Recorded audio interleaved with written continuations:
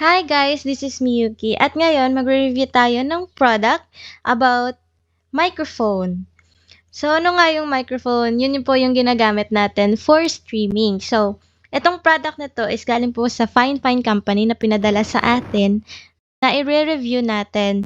So ang pangalan nito is Fine Fine Ampligame AM8 microphone. So it's perfect sa ating ginagawa na kasi nagko-content tayo, ah, nag nagko-content tayo and kailangan na kailangan talaga ng magandang microphone para sa ating voice quality. Siyempre, 'di ba kasi nagro-roleplay tayo. So 'yun. Okay, so ano pa hinihintay natin? Let's unbox our product.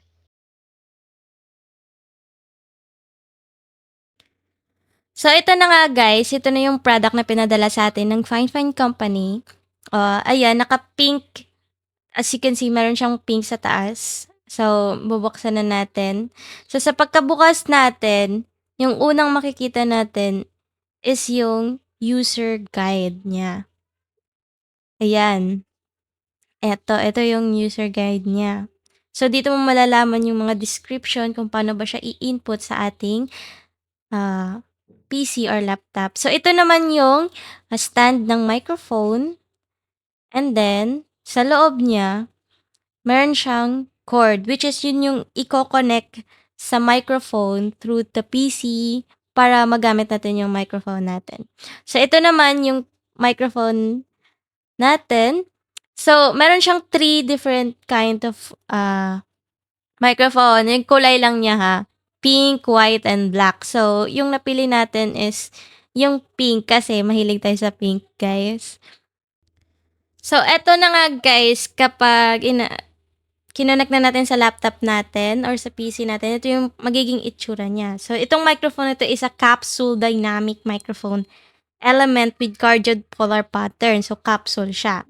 At meron siyang RGB button. So, itatap mo lang siya para i-change yung color kung red, yellow, orange, kung anong gusto mong kulay. Pero I prefer yung, kahit pink yung gusto natin, I prefer rainbow. So, dito naman sa harap guys, meron tayong dalawang volume dito. Yung para sa headphone or sa speaker at yung sa microphone natin. Ayan. Kung gusto nyo ba pahinaan or malakas ba or mahina ba. Yan, ganyan. Diyan yung volume natin. So, sa likod naman guys, ayan.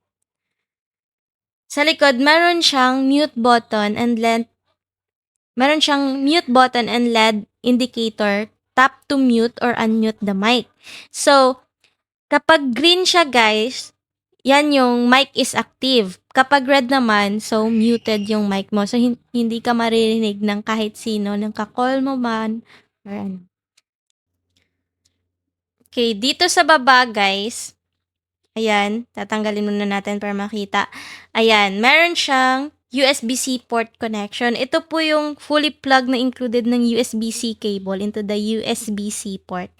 Dito sa bottom niya, na i-connect natin sa PC or sa laptop man natin or sa PS4, PS5 natin.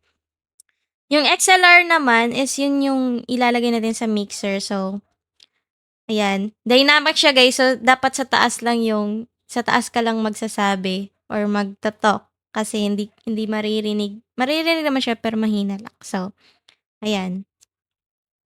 Ngayon naman guys, i-review natin yung sound and audio quality ng ating microphone. As you can see or as you can hear, nasa headset ako ngayon. So, ayun nga guys, medyo sabog siya kasi nga naka-headset lang ako kasi hindi naman ganun ka-quality kasi yung mic ko. Kaya need ko talaga ng microphone mismo na para po sa quality ng aking voice doon sa ating mga contents or sa mga roleplay na pinopost natin dito sa ating YouTube channel. Ngayon guys, ito yung voice ko dito sa headset. So, ang gagawin natin is i-connect natin yung Fine Fine microphone at yun yung itatest natin kung ano yung quality ng audio or yung sound niya. Okay, at ayan.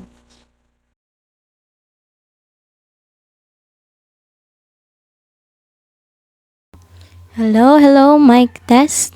Ayan, ito guys, dito na natin. Ito na yung, tawag nito. Ito na yung voice ko dito sa ating microphone. So, kung hindi desired niyo yung pwede niyo namang adjustan yung speaker at yung volume niya guys. Kung gaano kataas or gaano kahina yung desired niyo na level ng volume ng inyong microphone or yung sound ng speaker niyo, yung output niya dito sa ating headset. So guys, it is recommendable na to keep speaking distance at 2 to 6 inches for better output sound quality. Ayan. Ngayon, I think na nasa 4 or 5 inches yung distance speaking ko, guys. Kasi yun yung recommendable, 2 to 6 inches yung distance. Okay? Ang hindi ko talaga expected, guys, is yung tawag nito, ang voice monitoring. Ito yung headset, ipa-plug mo, i-connect mo doon sa mic. Tapos, kapag nagsispeak ka or nagto-talk ka, maririnig mo siya at the same time. Yun kasi yung yung parang mic check or ito yung nagko-content, yun talagang hinahanap ko, yung voice ko. Kaya, if hindi nyo naman gusto, pwede nyo namang i-turn off at pwede nyo namang diretso na plug in doon sa PC or sa laptop nyo. Ngayon naman guys, dito tayo sa ating specification ng ating microphone. So, yung model number niya is AM8. Yung element niya is dynamic, which is yung tawag na to, dito lang talaga siya taas magto-talk, hindi na siya pwede sa gilid at sa gilid, ganyan. Sa taas lang talaga siya. Ayan. So, napatanong ako kay kuya noon, back in, ano yun, parang Christmas party yata namin yun ng family. And then, nagtanong ako sa kanya, Kuya, magiging content creator ako. I need things. I need gaming things. Tapos, especially mic kasi, ngayon nga, yun nga nang narinig nyo, yung mic ko sa aking headset is hindi siya, medyo sabog siya. Kaya, hindi siya ganun ka-quality when in terms sa sa pag-content. So, sabi ni kuya, kapag kapag bumili ka ng microphone, always look at the specification, yung sensitivity niya.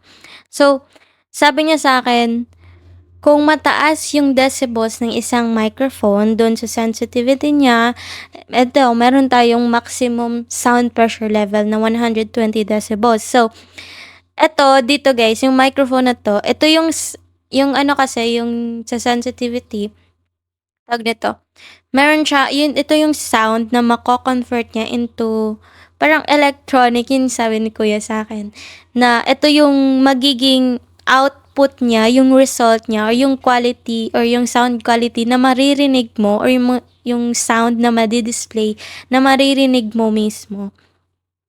Yan yun. So, kapag higher than 100, yun talaga yung standard niya. Pag higher than 100 is maganda daw yung microphone. So, ayun nga, maganda naman tong microphone. It's good, but it's not that great kasi if you buy a microphone itself, it's recommendable to buy a mixer or audio interface or audio sound card if meron kang standard na audio quality for your contents. Pero if gusto mo lang talaga ng mic for hangouts or pwede naman na na hindi naman gaano kataas yung talaga yung standard mo, then this mic is good for contents like this, sa mga content ko. So, overall, I'm very satisfied. I even test ASMR and it's very funny. So, maganda siya guys for basta gaming, ganyan, streaming, maganda yung mic na to. So, let me know what are your thoughts in the comment section below. Thank you guys.